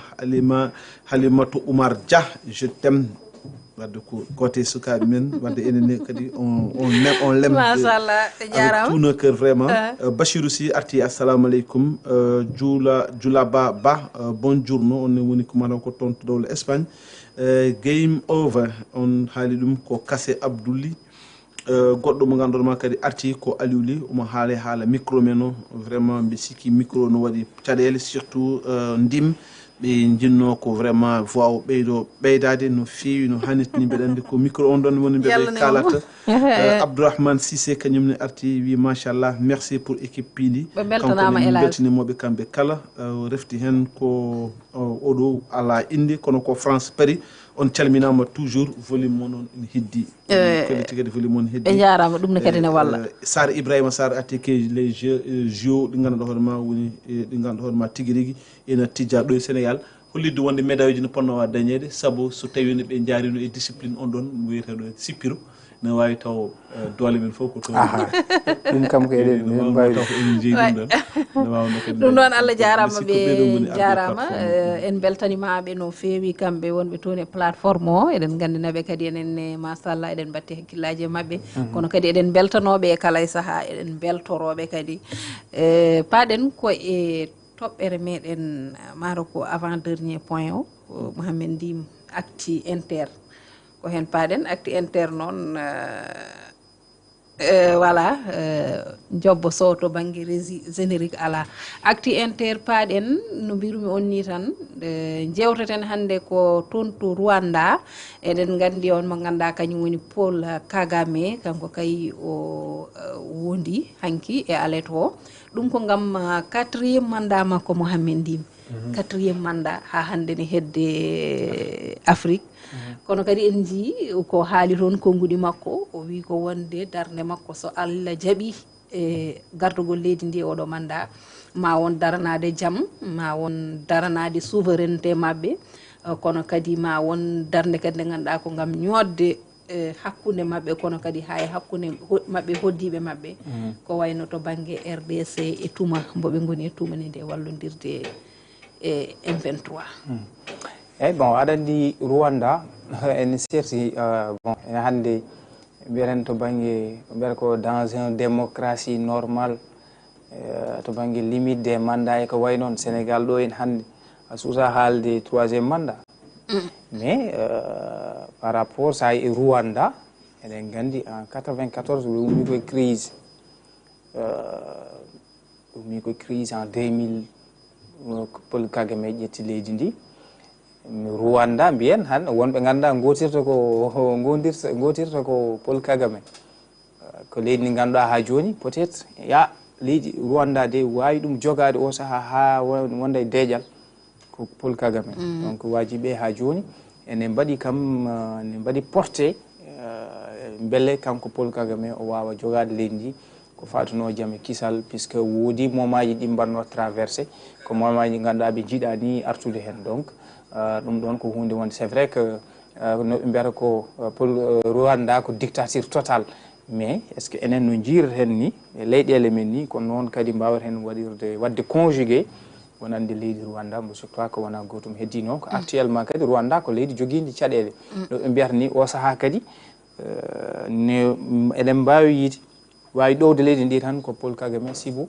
woni neɗɗo mo ganduɗa ko baɗɗo maîtrisé leydi ndi kadi ɓe goni koye caɗele nde ganduɗa guerre hakkude mabɓe hayso wona guerre hakkude leyɗe e leydi mais woodi caɗele nde ganduɗa hande nanatari ɓe hakkude mabɓe RD Congo woni République démocratique du Congo guila je crois que guila 2022 ko ɗen caɗele goni toon RDC Congo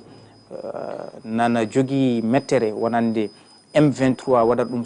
ko RD Congo no ko Paul Kagame hani kanko Félix Tshisekedi wonde o waɗi déclaré ouvertement guerre kanko e Paul Kagame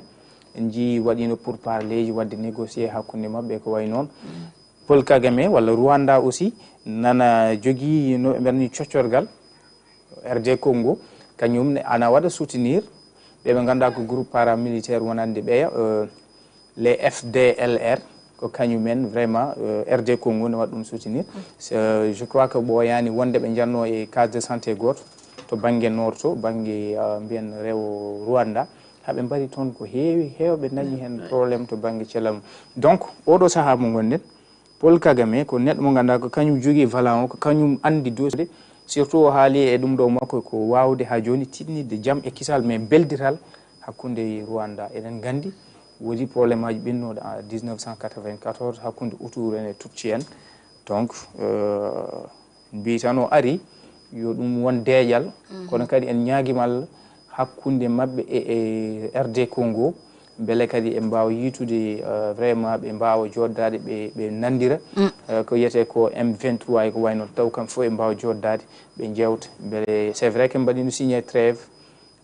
kono jiɗɗen koyo jaam artu toon nde tawno fof koye dunde Afrique beele kadi Afrique ma waw faade goɗɗum ko fadi ɗum ko wona kadi ɗiɗo wargoji ko noon Mohamed Ndim analyse ma waɗi fayida Elhadj Bassar holko ɓeydata hen bon en ɓeyten hen tan mataw en c'est vrai en mbasani yonnade en mbasani yonnade 4e mandat o mais hankkadi koko foti yonde ɗo e Afrique jogade kene tolno e mandaji tati ha kene yetto 4 vraiment foti gasde Afrique ha laaɓa ceer quoi par ce que ayi an ko cikkuɗa ko mbawɗa an waɗa wawi ɗum en wawi taw won goɗɗo gonɗo ɗon hokke chance mum est ce que kañum aussi wawa ko ɓuuri ɗum parce que so ɗuminama tan ɗumina c'est vrai noon il a gagné avec 99%. Ko ɗum victoire large ko gagné kono pour min j'aurais souhaité quand même vraiment waɗa changement wadde ko wayno Maroc Elhadj ko haalate to non Maroc non Maroc affaire goɗɗo quoi royaume joni mais min wona ɗum woni ko ɗumin par ce que min wonɗo jimi comme par exemple hande régime men o ɓe kaɓima 3e mandat hayso tawno comme par exemple hande président Macky Sall sundu tan wino ene waɗa déposé candidature 3e mandat mbeɗa en wawi taw leydi en wawno reɓ ɗum duppo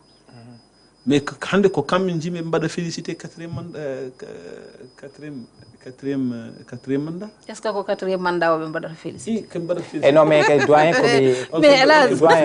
doyen holke mbaɗi félicité kamɓe kay ɓe potani kamɓe on ɗon joni so ɗumini pour min mi en aucun cas mi yiyani holto poti wawde darade mbi non mais ko PM wonno invité o ngala droit tan yakkiɓe mbiya félicitation mais Elhadj eɗen gandi wapa Ousmane Sonko ko neɗɗo mo ganduɗa eɗen gandi ɓeɗo koɓe sehilaɓe tan no mbiyatata hande Poutine président Chine Xi Jinping ñaguiɗo duwa jaaha mbiya président Corée du Nord donc ɓeɗo eɗen gandi quand même wa Pastef walla men Ousmane Sonko yaadiɓe mum wayno les présidents transition en Rwanda ko wayno Paul Kagame ɓeɗo koɓe yimɓe ɓe ganduɗa janggo e jaam mi ñagaki ɗum walla mi soñaki ɗum so tawi kam alliance uji eɗen mbaɗa eɗen mbawi ɓeɗo kam eɓe mbawi rentude et aussi Paul Kagame nde Bassirou Diomaye way Bassirou Diomaye attends c'est-à-dire waɗat contradictoire kamɓe seɓe pelti wiide ɗumin oɗo kamɓe ponno ɗum wadde écarté oɗo baɗo 4e mandat kam ɓe poɗ ɗum baɗɗo 4e mandat kam ɓe poɗ ɗum wadde écarté hay so woni bawi mabɓe ɓe poɗ ɗum wadde écarté mais doyen mais c'est vrai ɓe poɗ ɗum wadde écarté par ce que kamɓe ɗo e leydi mabɓe ɓe kaɓi ko kala Afrique fof ɓe mbino kala ko fate 3e mandat yo hokku mais ko leydi jarandi noon Elhadj ebo Afrique kaynete won leydi jarandi Afrique way mi dunde Afrique non doyen hadma mbiki e wonde dunde Afrique 3e mandat yo hokku ala aɗa wonno haare mabɓe est ce que ɗum ɗon aɗa andi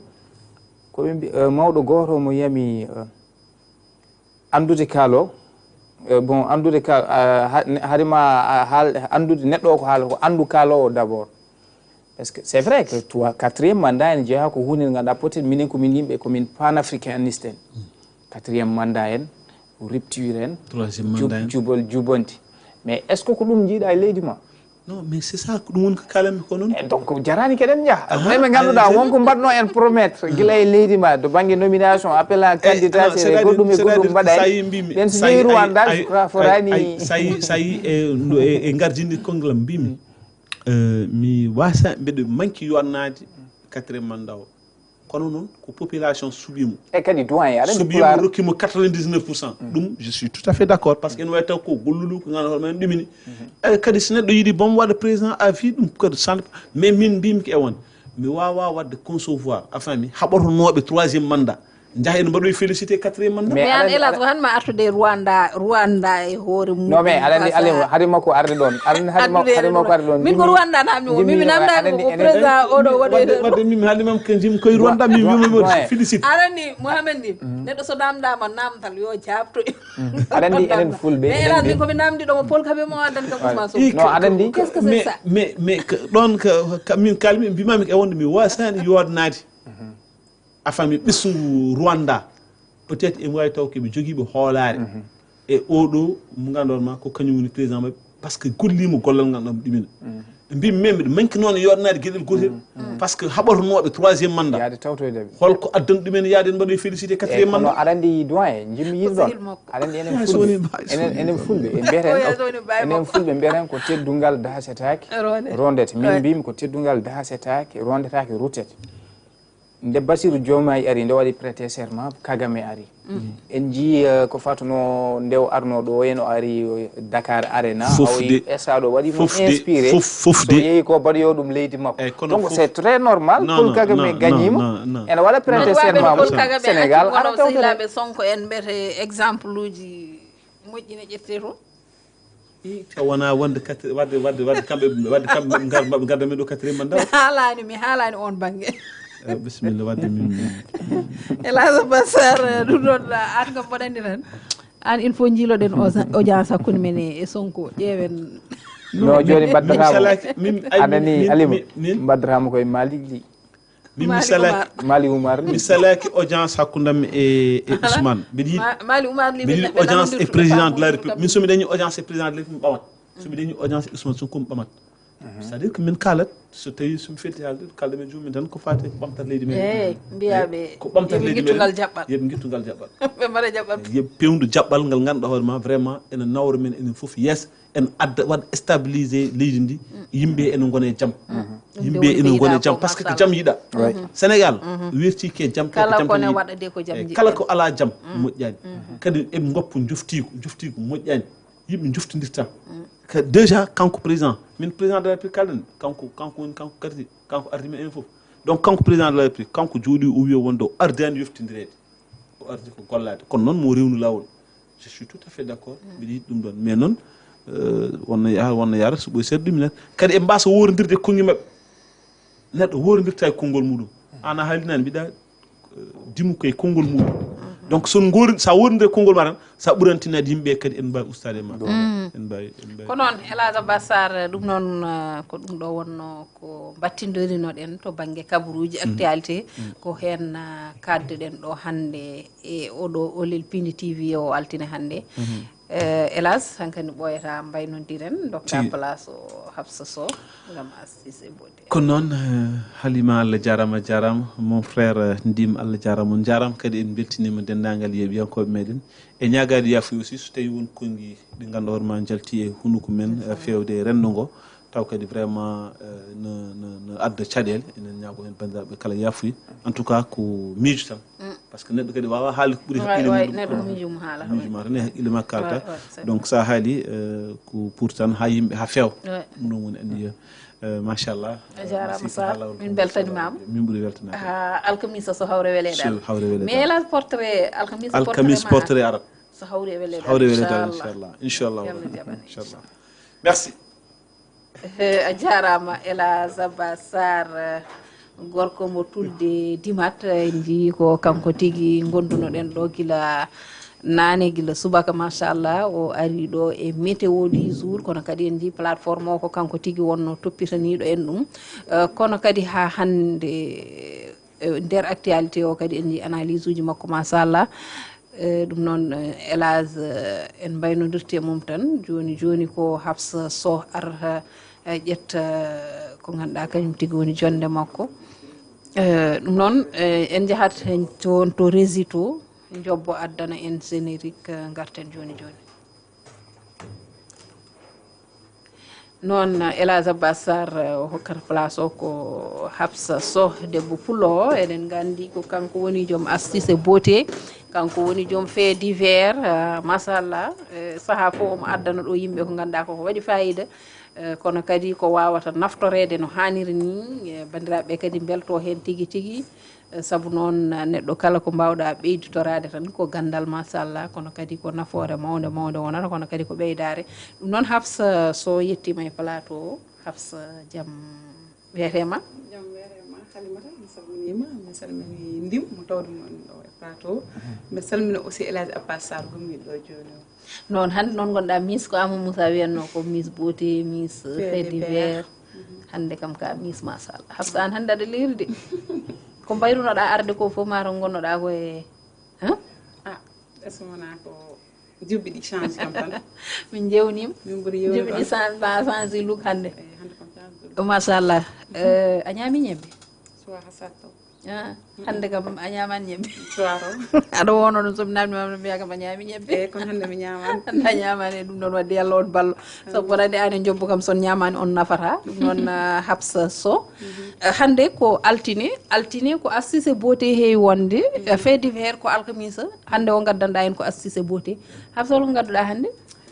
hande gandum ko astuce de grand-mère à la cuisine manam ndefuuji mawɓe adana e nder waañ mumen ko woni waañ min nanta waañde waañ to yimɓe ndefat to yimɓe ndefat no wiyete ndim no waañ wiyete pulaar no waañ wiyete pulaar non noon ndim haalan mo no waañ wiyete pulaar waañ waañ waañ kay ko waañ tan alima walla bon ala hen mere pulaar waañ defirdu walla defnirde voilà defnirde ƴeewi kartade defnirde ela wona ko defnirde defnirde ɗum defnirde Hafsa ko defnirde en tout cas minen ko defnirde min mbiya joni noon gaddinaji ɗi gaddani en gaddin dialecte quoi voilà gaddinaji ɗi torankoɓe no mais minen kam ko defnirde min mbiyata so tawi mi juumani somi juumi kadi wonɓe plateforme ɓe yo mbaɗam corrigé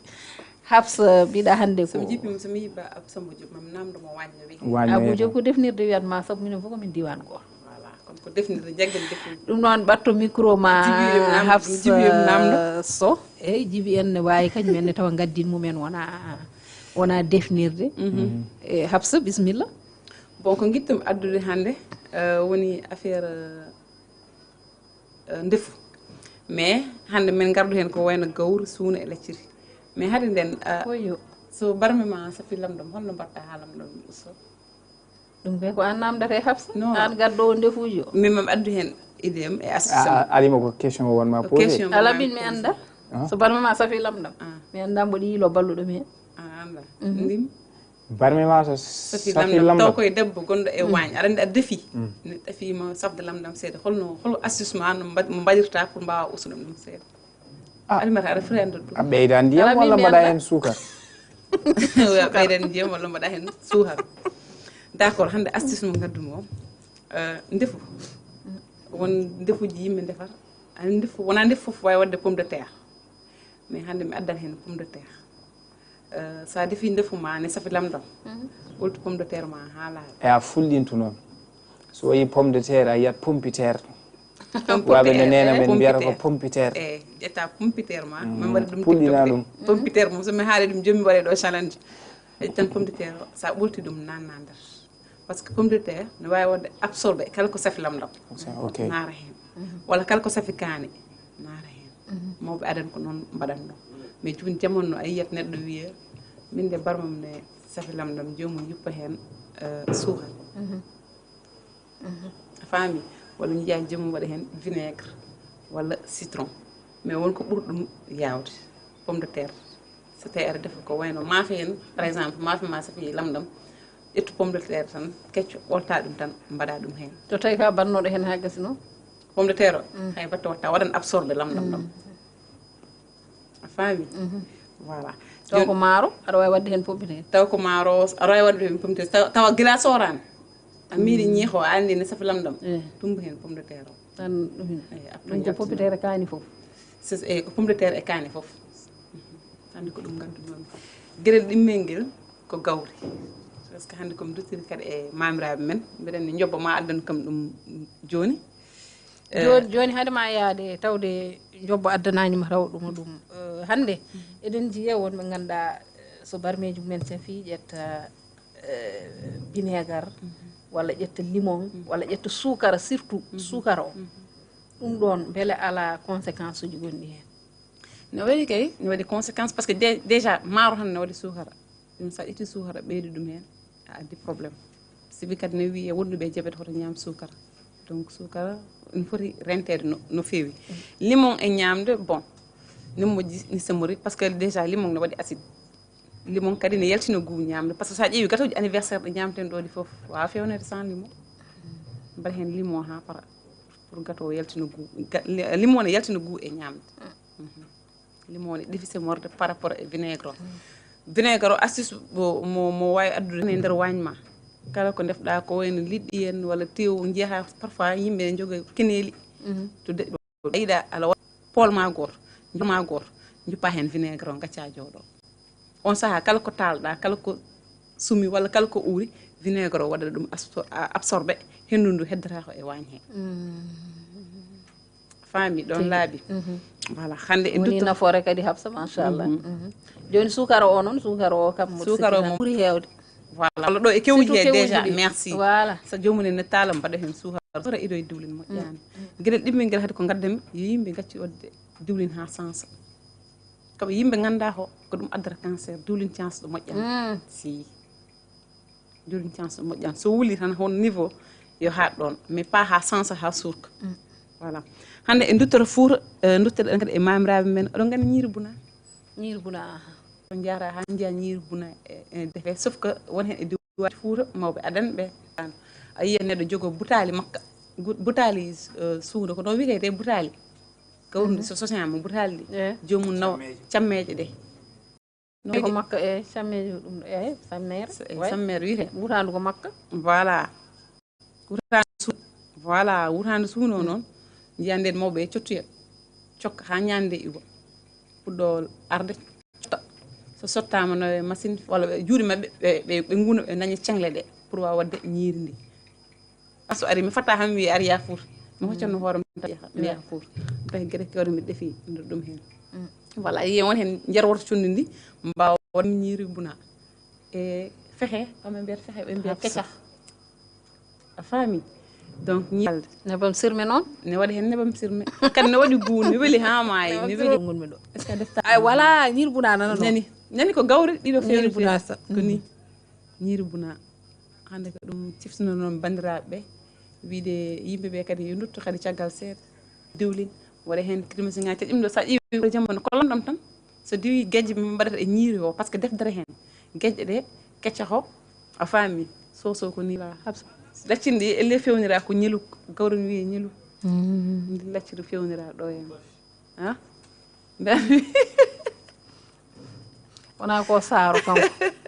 ko saaro caaro soso ko kam nan ɗon tan voilà ɗum ɗo kadi ko lacciri maaro ay lacciri maaro kadi ko hunde moƴƴo lacciri maaro ɗo ko dahmi noon ay habsa an hande ka jogoto tan min denda men ɓe hande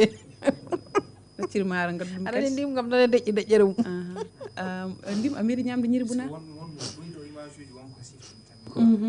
c'est ça woni no fuura jamanu no gonɗa fu ndim ko fuutangue ndim ñama ñiiri buna komi fuutangue e lacciri haako kadi ko bon ko ɗum kirtima hanki ittuni kadi ko ɗum kirtima hanki ittuni lacciri haako kirtima ko hunde lacciri haako min mbiɗa yiiɗi lacciri haako min cikumi ayi ganjo lacciri haako e pala fuura non ndim o yiɗo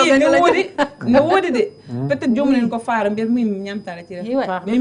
nani mi yi gummiri fuur ari to amen ɓe meeɗani min defi lacciri haako hirande galle o wi mi ñamta lacciri haako o meeɗani so mbiɗa ñama ɗum e Dakar so meeɗi Dakar mi yiɗa ñam lacciri voilà te lacciri haako ne ɓayi won fewnoɓe ɗum ne ndiya ɗum pala cher mimi jeeyi pala lacciri haako 1 million si jabba sora oɗon nana jabba sora wima ya ustu zéro je ɗe yimɓe jabba momande ko kalami ko yo naat e page jabba sora mo wi lewru ko ko yimɓe nde tan ko sosuji yen gayen jon kanko chaque lewru ko waɗata ko lacciri haako o ƴetta plat men national ceeb maaro e liddi o defa ɗum Mali c'est une influenceuse yimɓeɓe ne jiiɗi yiide mo tan juste pour yiide mo tan ne jari jomum no wiya yeyam lacciri haako gaddana kam an waɗata ɗum livré yiyama ko jobbo en tan Ama Moussa en foftin yimɓe ɗon kay voilà mais non pour wiidema haako ne ñaame en fait haako ne ñaame ha joni te ñamoɓe ɗum ɓe ko yimɓe dariɓe par ce que hande ƴewta tan hande kala mo nanɗo miskin tan nanta wiyata min ñamta haako mais haako ko plat haako ne moƴƴi neɗɗo forani mi anda no wiyete waɗa ɗum minimisé mo anda anda voilà hande gartimi pour yimɓe ɓe en tout cas mi ndegam laccire ha kam ne jarani mi jolde hoto mi yaha bangga goto mi ñama e piya hen coltement piya hen tew ha heew ça dépend hay mo liƴƴi o ne weli voilà oɗo place mi rokki ɗum Amadou Moussa e wonde Abbas e an hoorema e ndim e Djiby e Jobbo namɗo Jobbo namdima guila rottanani ɗum Jobbo kañum e ñamde won ɗo Habs man mbayru ɗon ñamde haak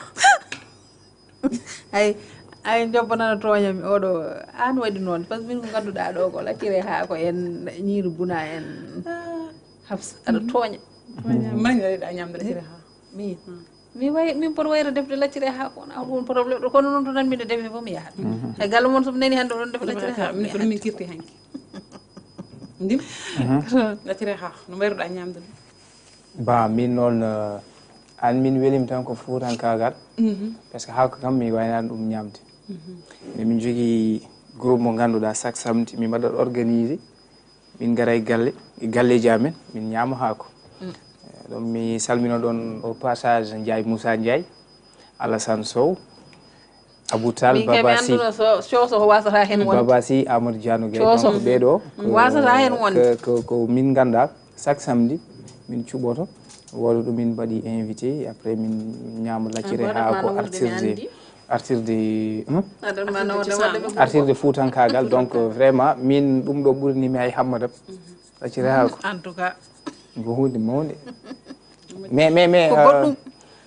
min ko waɗimi touché e image uji ɗi tan ndefu ngu même sa ƴeewi les images waɗanma renvoyé ko hanki c'est pour cela nane gonmi min mi ƴeewani ndefu ngu mais ƴewmi ko hanki o par ce que waɗanma renvoyé koye Fouta hanki c'est vrai que minen komin sukaɓe mais min kawri seeɗa e jamanu mo ganduɗa ko way hono ni donc mbaɗa andi doyen Abbas Aren kañumen e ko tawtornoɓe ɗiɗo sahaji mais ɗum ɗo a yiyat hen ces images là c'est extraordinaire ɗum ɗo nawtanma ko Fouta hanki no wano Fouta no hanki no wano aɗa andi nden a jogoto fierté a weltoto an ɗum ɗo nden ko gurdam belɗam ɗam ganduɗa nden vraiment Fouta ne welno donc ñamde no woodi yarde no woodi te ɗum ɗo ko hunde nde ganduɗa a ñamattina aɗa jogui cellal aɗa sentir cellal kadi hewani hande probléme aji constipation en diabète en yalli poids en walla koɓe mbiyata ko hande won certaine ñawuji ɓeɗo hande Allah hokkinoɓe sens mawɓe ɓe ganduɗa ɓe kawrani ɗum no tawno koɓe ñamatno ko ñamde wandu sen ko ana laaɓi ana ko naturel ummi ko puɗantere e ko way noon te foof koye puɗantere a yahat joni haali joni a yahat gadda cammeje so yoori unon ceɗon a ñamat mais c'est bio c'est naturel ala nden voilà ala no ces produits continue ji moon ɗi mbattone barmeji chimique en ɓeɗo kadi foof pourcent ma aɗa andi ko mbiyata ko tan aɗa andi mi anda noɓe mbiyata ɗum ayni enen eɗen jiiɗi toujours ƴewtade ɗum ɗo noɓe mbiyata ɗum wadde découvrir hunde mais kala ko ganduɗa hande ɗiɗo tout bon hande jamanu hande ko addi to banggue continue ji épice en e ko way noon pourtant mawɓe ne joguino ɗum ene mbawno kutortono ɗum e ko way noon a jarama Mouhamed Ndim namɗo noon est ce que mandi paggiri Habsa aɗa andi paggiri watte koye donc min dañi sensé hawrude on jamanu seeɗa jiya mawɓe ɓe ƴetto jogo lehe mumen minen emin gifoytuno paggiri fami ittoyde taɓe en bonji en daye en donc ɗum waɗi hakkille ma nawtanma koye verdure Fouta hanki no wano te paggiri kadi ko noon way welde ko mbaɗɗa ɗum foof weela dakni ha machallah denɗamen ɓe hoto ɓe anani Elage Bassar dañi ɗo nangti Habsa mami haalane ko woni paggiri walla mi holluma ɗum Habsa so inchallah hankadi gasi ha laaɓi holko mbatti dortoɗa konngol ma mbayni ko sana eɗen calmina yeboɓe men to plateforme Pindi TV e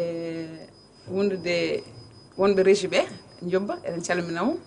eɗen jarnoma eɗen dokkodira rendez vous inchallah alkamis so sawra men taw ko fait divers gaddata inchallah fait divers uji gulɗi jaw ko noon bandiraɓe yeeɓiyankoɓe Ayaw Pindi TV en gardama hen ha ɗo e yewtere men Olel Pindi TV gasi ha laaɓi Mouhamed Ndim konngol ma mbayni ko yettudema Alimo, yettude sohna Absa, doyen Bass, et yettude aussi les techniciens, Djibidjan to caméra, yettide Ndiobbo Sow, tokara Ndiobbo Adam Abdoulaye Ilman Haroun, Cheikh Oumar Foutiyou. O weltanima. En jettima vraiment. O ma rokkima nagge kono mi Ndiobbo to nagge ma woni kadi. Aɗa mi yinoma an mami hokke nagge. Mi yinoma noon ñanden yo Ndiobbotote. Mi natane ka. Ɗum noon Alima ko yettudema no fewi, yettude bandiraɓe ɓe ganduɗa ko wattuno men hakkille kamɓe foof en jarnimaɓe. Noon Allah jarama Mohamed Ndi ma Hafsa Sow anne ko noon en jetti aussi Elage Abbas Sarr en jetti bandiraɓe ɓe ganduɗa ɓe kañumenne guila nde puɗɗiɗen ha hande nani jeeɓa yewtere nde ine ndewi yewtere nde kono kadi ine batti hakkillaji men e yewtere nde kala e saaha en jettiɓe en jarniɓe en mbiɓe en ngala jobdi mabɓe kono kadi eɗen mbiyaɓe kadi yoɓe jokku yebde Olel Pindi TV kono kadi e jewte Pindi TV foof en calmini dendagal yimɓe galle ɓe mawɓe ɓe ha e sukaɓe foof en goppani hay goto en jetti kadi en jarni Ndiobbo Sow to banggue régie banggue caméra ko Djiby Dieng jettuɗen Allah jarama on jarama bandiraɓe aadi men e Olel Pindi TV so tawi gueno ñaawi ko alkamisa ɗo e nden enen kala yen gon e jaam e kisal e nden ka Allah jarama on jarama mbatton hakkillaji mon no fewi e Pindi TV e jewte muɗum.